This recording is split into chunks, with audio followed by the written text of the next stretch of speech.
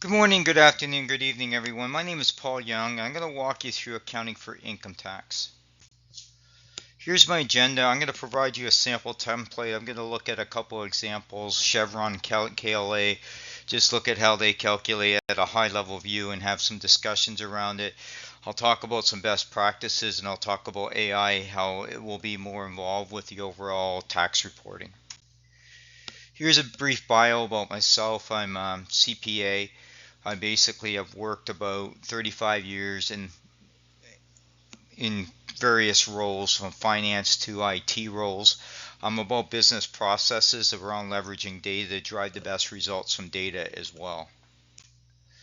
This is a sample template. Now, there's a lot more that will go into it because the complexity of a business, from R&D deductions to capital costs to meals and entertainment, especially between permanent and timing differences, and depending on the method of amortization. A lot of companies try to align their amortization with the income tax rate so that there isn't minimize the timing differences in terms of reporting. But this was just to kind of give you an overall flow. So when I looked at Chevron's effective tax rate, I worked back from it. So they were using an effective tax rate of 37%. I worked back from taking their net income before taxes and just added in the known factors, which I kind of knew from the amortization. I estimated the meals and entertainment and other adjustments, and the same thing, I estimated the capital cost. It's not precise, but it just gives you an idea of a reconciliation. A lot of this would be more complexity because you likely would have jurisdiction of where they operate. In case of Chevron, if they were operating in Africa, they would report based on that segment and they would probably roll it all up, but they would have a standard template to do this.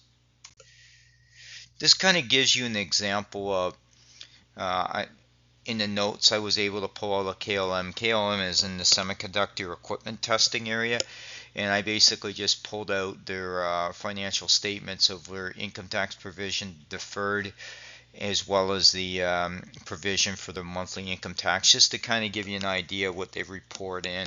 That they don't provide detailed calculations. A lot of organizations don't.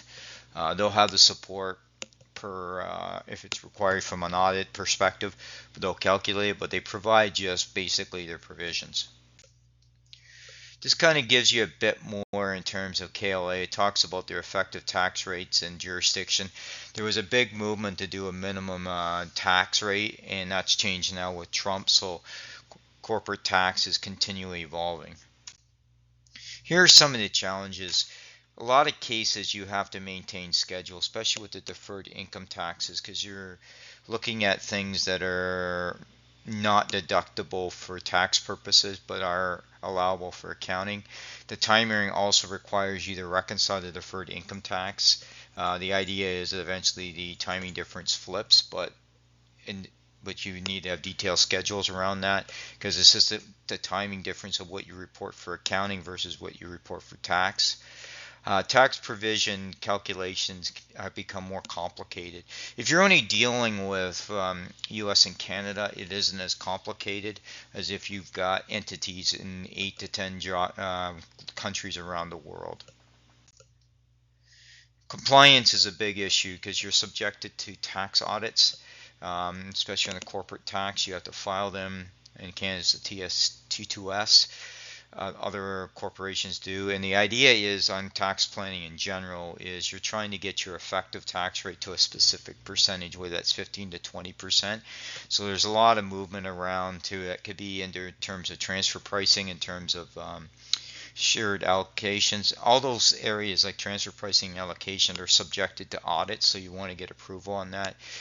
And you're trying to pull this data together. So this presentation isn't about saying pulling a tool. It's more about how best to model it in terms of the complexity of it, and it's something to bear in mind as you're looking through it. Now, best practices, you're going to be building the schedules, and those schedules have to be updated accordingly. So how you automate them within Excel or other tools is critical. You may leverage AI and build a model around that, especially when you're working with tax rates and just jurisdictions and compliance. And you're going to want to model the best way in pulling the segment reporting into your model. and as well as automate reconciliations between your deferred income taxes and also your current provision and deferred part of your income tax provision.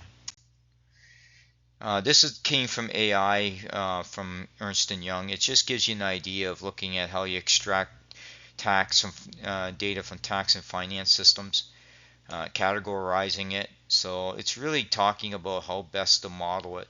Large corporations typically will have some sort of solution that'll help them with the tax planning, and they'll overlay that into it. They may even use business analytical tools like OneStream, um, planning analytics, or other tools to kind of help manage the process. This kind of just gives you a little bit around what's going on. Here's my contact information. Now, the reason why I want to touch briefly about tax, because like anything else, all these solutions that you're working with, you can pre-built templates and create like a template gallery around that. Income tax pretty well has a standard schedule that you can build. Capital assets is the same way, same with cash flow.